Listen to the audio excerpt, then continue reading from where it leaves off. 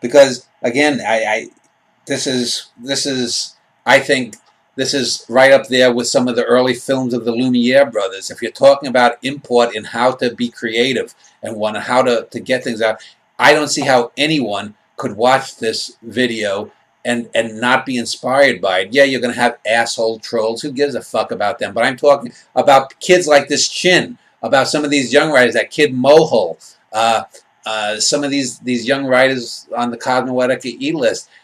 Watch that. Watch it. And watch it over and over. Watch the 30-minute edited version. Watch the hour and 40-minute version. Remember these things. Say, oh, because if you watch it a few times, some of them might say, now what did Dan do when he was stuck at something? He got the Vermeer book and whatnot. And then you see, like, when I get the title, I go, Ed Gein, Ed Gein becoming what? Ed Gein becoming. Oh, there's the title. And then the one thing that you don't see on camera, initially I had it as being set in 1965. I changed it to 1968. But I do say in the video that I'll go over it in a few hours, and that's a change that I probably made a few hours later, if not the next day. And as you're going through the process too of polishing it up, so you write it first, you make some adjustments as you go along, and it's a very linear process in many ways.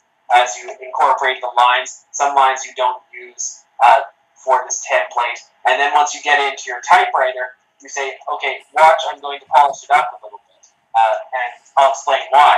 And then you go through the process of adding commas, changing words around.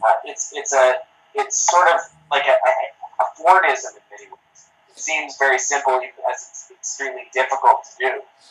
Well, and you also see that kid Shin mentioned that I used I quote an opening line that I used for a poem called "The Fin" 3 years later in that video, which I didn't even recognize. But you see the things coming out. You see sometimes a whole line will just burst out. I'll place lines and I say, well, I'm going to use the mellifluous light of evening at the end to parallel the mellifluous light of evening.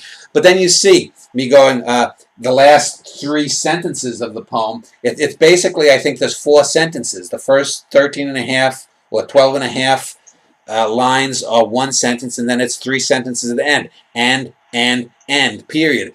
And I talk about, there's one line where I get within the rhythm, blah, blah, I get like 7 or 8 short I sounds. I talk about getting rid of the 2 beyond, one of the 2 beyonds that I originally have. So you see me holding places there. But even then, you see... And also rejecting things. It's important to note what you reject and why.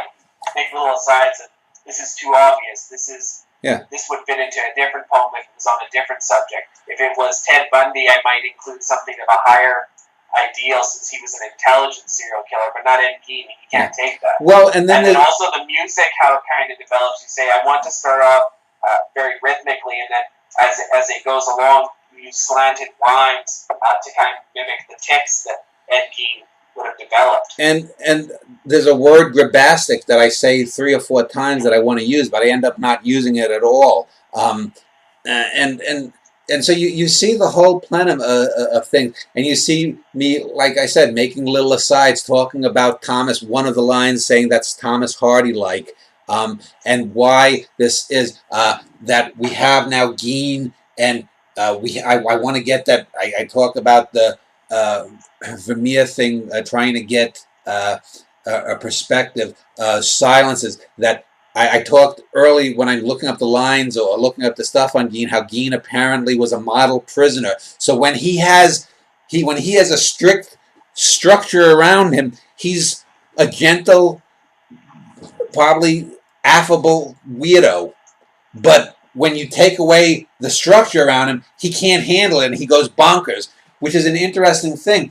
And so here's Gein becoming his Gein in a quiet moment, a guy who's a total psychopath and off his rocker, and more importantly, psychotic more than even psychopathic, living in his own fantasy world of violence and whatnot. And yet we get this very quiet, almost Bergman-like portrait of this character. You could you could imagine Ed Gein in a Bergman-type asylum.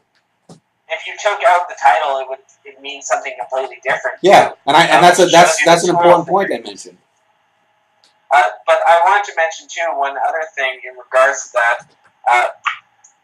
Using Ed Gein and then sort of making it not about Ed Gein works perfectly as well. That's what I mean by the titles. But also in terms of adding other things to it and imbuements that you start off with. You started honing in on a small moment, Ed Gein looking out a window. And that's really a good starting point.